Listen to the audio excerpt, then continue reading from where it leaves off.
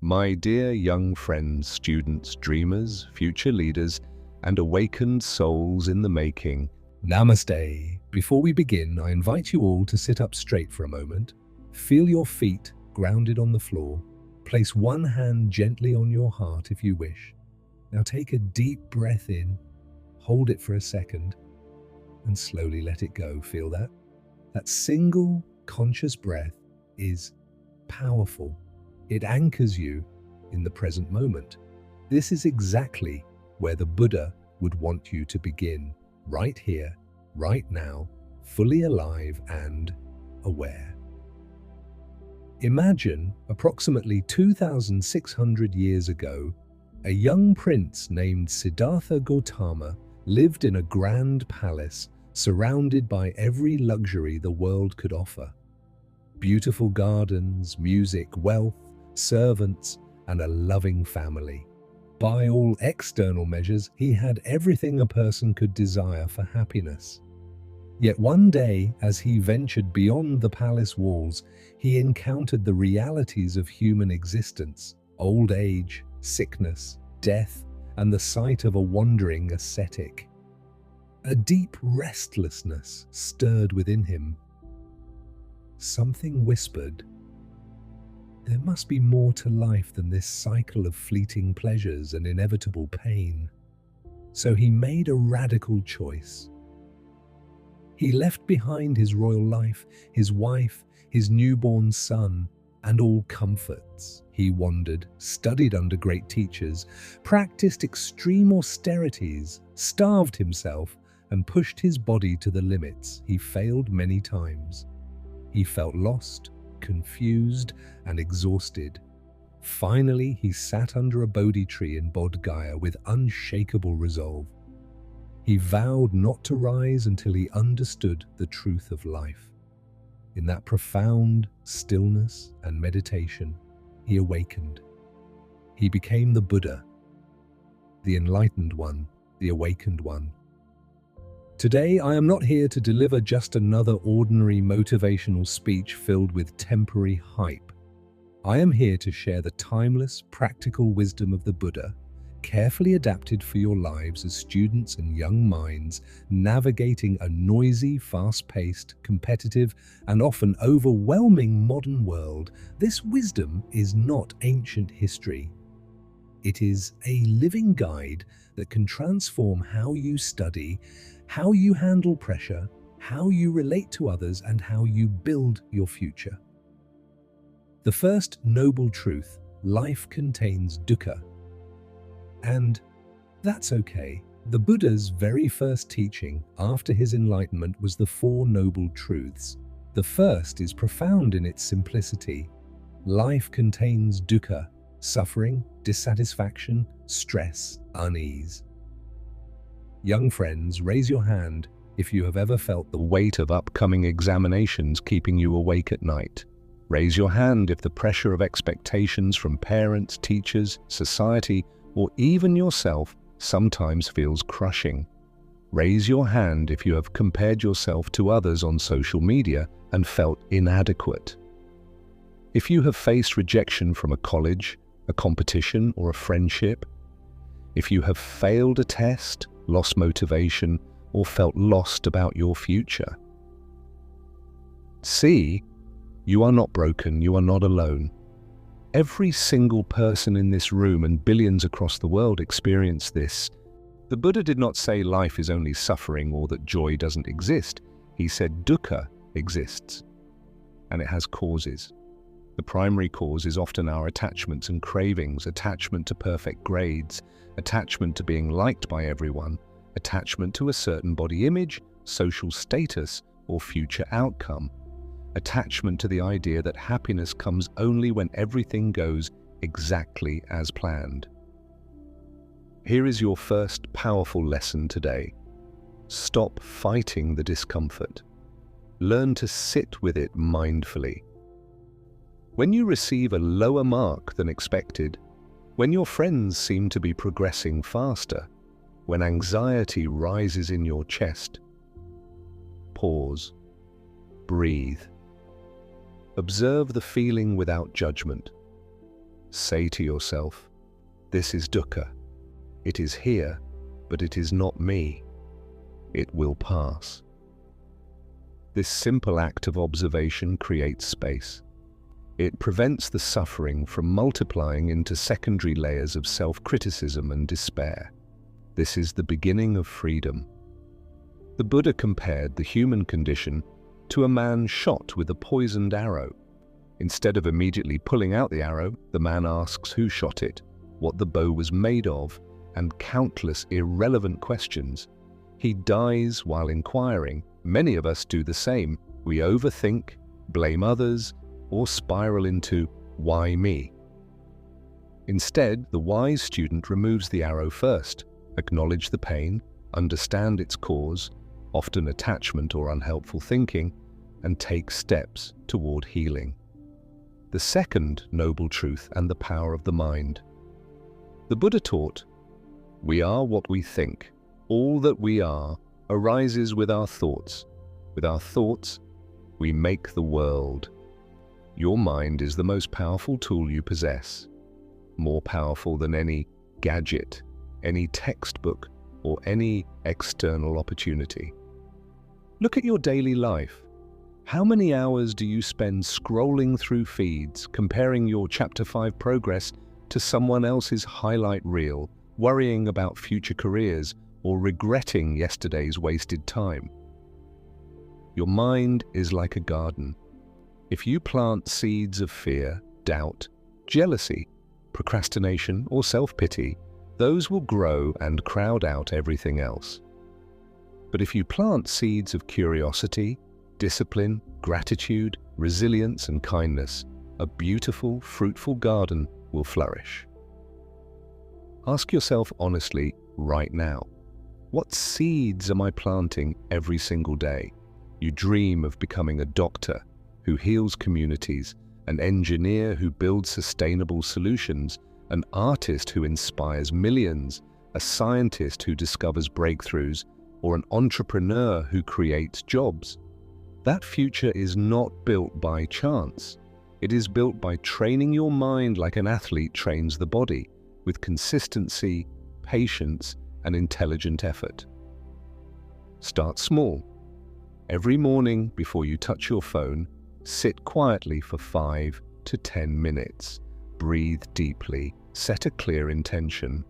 Today I will give my best effort without attachment to the result. Today I will learn something new. Today I will be kind to myself when I stumble and kind to others. Today I choose presence over distraction. This practice aligns with two key elements of the Noble Eightfold Path: right intention and right mindfulness. Right intention means directing your mind toward wholesome goals. Right mindfulness means staying aware of your thoughts, emotions, and actions in the present moment. These are not luxuries for monks. They are essential skills for 21st century students facing information overload, social media pressure, and uncertain futures. The story of the angry man. Guarding your peace. Let me share one of the most practical stories from the Buddha's life. One day, a man filled with rage approached the Buddha and began shouting insults, abuses, and criticisms. The Buddha remained calm and composed. When the man finished, the Buddha gently asked, "If someone offers you a gift and you do not accept it, to whom does the gift belong?" The man replied, "It would belong to the one who offered it." The Buddha smiled and said, "Exactly. I do not accept your abuse. It remains with you." My young friends, how often do you accept the gifts of negativity offered by others? A teacher's harsh criticism, a friend's teasing or betrayal, a relative's comparison. "Why can't you be like your cousin?" Or cruel comments online. Each time you internalize them, you carry unnecessary weight that drains your energy for studies and growth. Learn to politely decline. Not every opinion deserves your attention. Not every criticism is true or helpful. Protect your mind as you would protect a precious treasure. This does not mean you ignore all feedback. Wise feedback is a gift you do accept, but mindless negativity, let it stay with the giver. Right effort. The real secret behind successful students, the Buddha emphasized right effort, preventing unwholesome states from arising, abandoning them if they have arisen, cultivating positive states, and maintaining them. For students, this translates directly: prevent distractions, keep your phone in another room, or use apps that block social media during study hours. When laziness or procrastination arises, notice it quickly and gently redirect yourself. Just start for 10 minutes. Actively cultivate curiosity. Ask questions, connect concepts, explore beyond the syllabus. Maintain discipline even on days when motivation is low. Remember, motivation is like weather. It comes and goes. Discipline guided by wisdom is like the sun, steady and reliable. The Buddha did not attain enlightenment in a single inspired moment.